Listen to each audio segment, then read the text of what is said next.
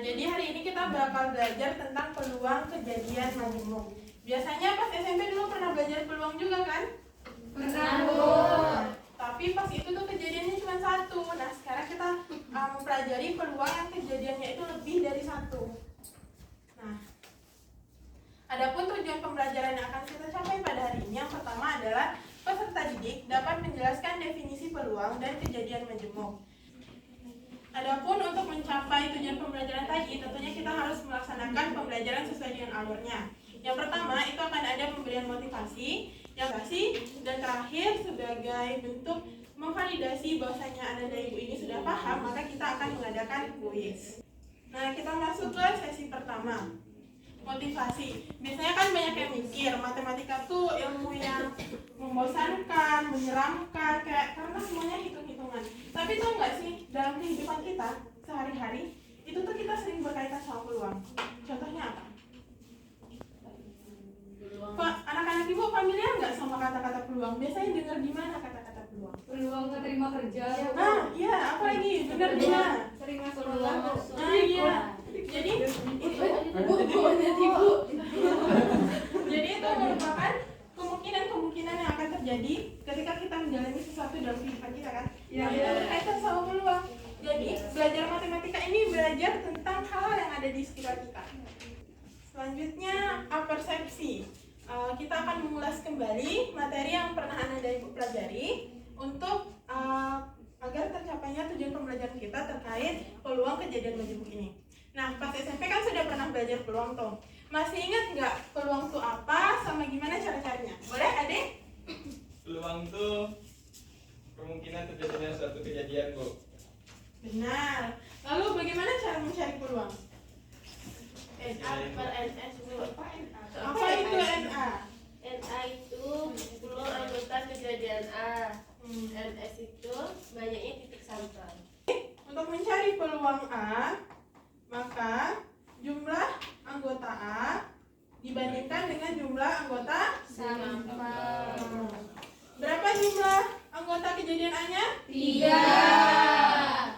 Anggota sisanya? Lagi?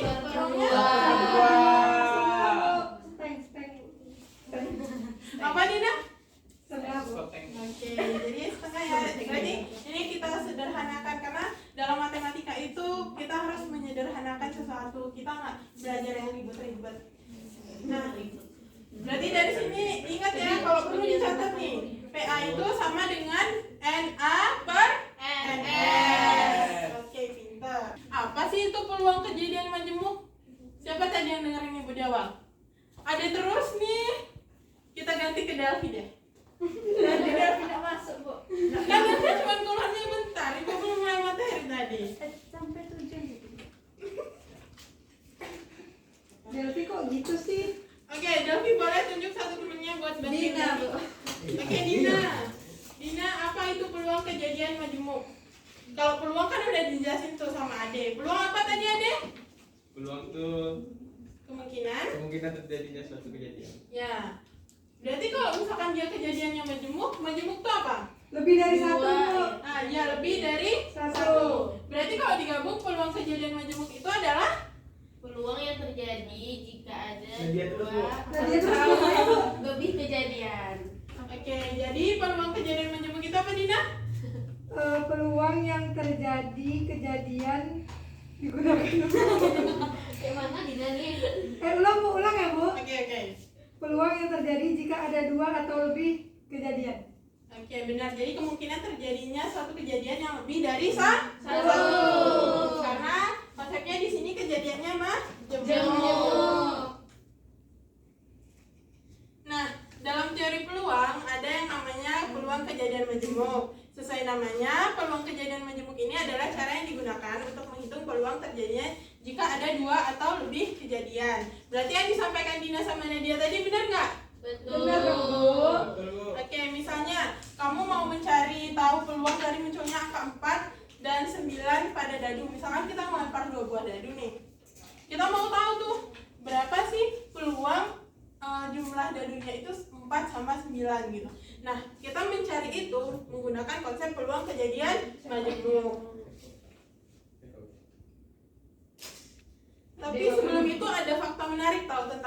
kejadian majemuk ini? Halo. Apa ya? Jangan lu. Jadi dulu teori peluang ini dikembangkan atas dasar apa coba? Atas dasar orang yang ingin bermain judi. Wah. Betul kan Jadi itu?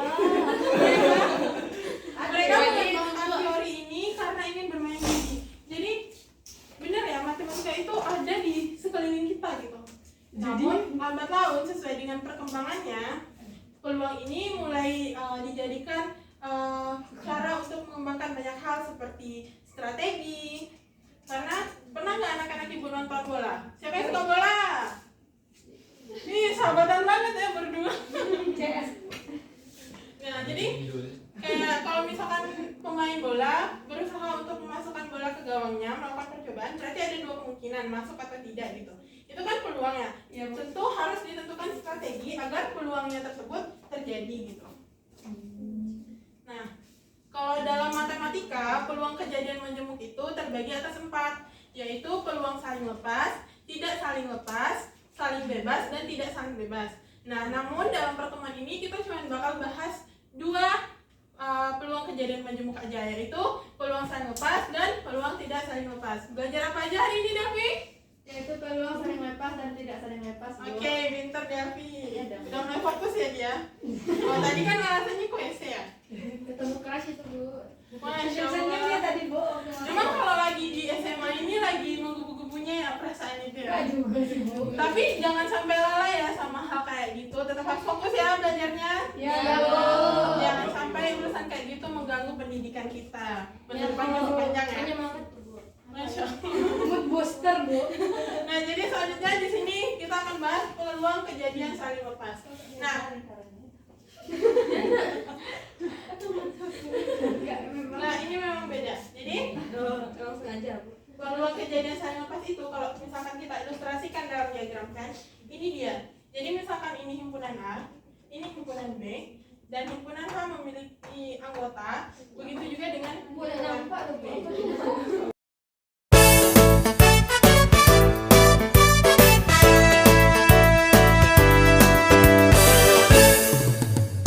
Paham? Paham, Bu. Jadi karena anak-anak ibu udah dijelasin materinya, selanjutnya kita bakal berdiskusi.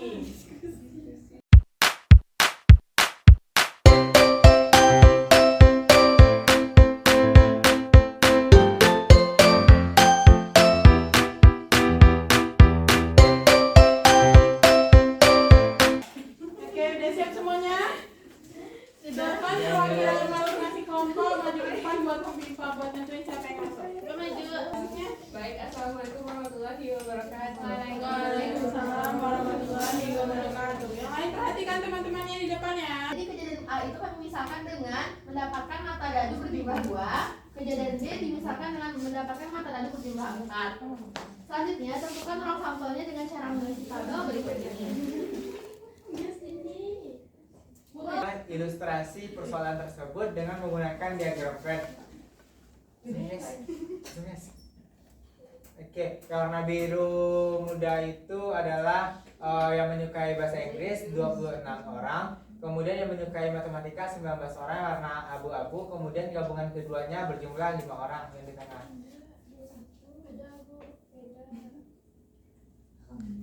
Jadi Lima kan udah diketahui tadi. Jadi peluang A gabung B sama dengan peluang A tambah peluang B dikurang peluang A irisan dengan peluang B irisan B. Jadi dapatkan 26/50 ditambah 19/50 dikurang 5/50 sama dengan 40/50 sama dengan 4/5, Bu. Oke, jadi kelompok mana yang beda tadi? Ini, Bu. Kelompok 3, Bu. Ibu Boleh. diubahnya ya, beda, Bu. Jangan salah, Bu. Ini Jangan salah, salah, Bu. Bu. Benar, Bu. Benar, Bu. Gini, Bu. Kan tadi kan Apa suaranya? 26 siswa menyukai bahasa Inggris, tapi kan 5 orang menyukai keduanya, Bu. Jadi kalau di sini itu kami menganggapnya yang menyukai bahasa Inggris saja, Bu. Jadi dikurangi 5, di sini 21 kan 5 udah dibuat di sini, Bu. Jadi kalau ditambah semua itu lebih siswanya, Bu. Mereka benar.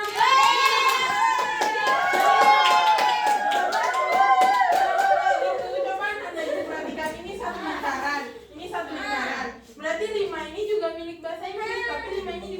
matematika. Baik, sekian presentasi dari kelompok kami. Kami tutup. Assalamualaikum warahmatullahi wabarakatuh.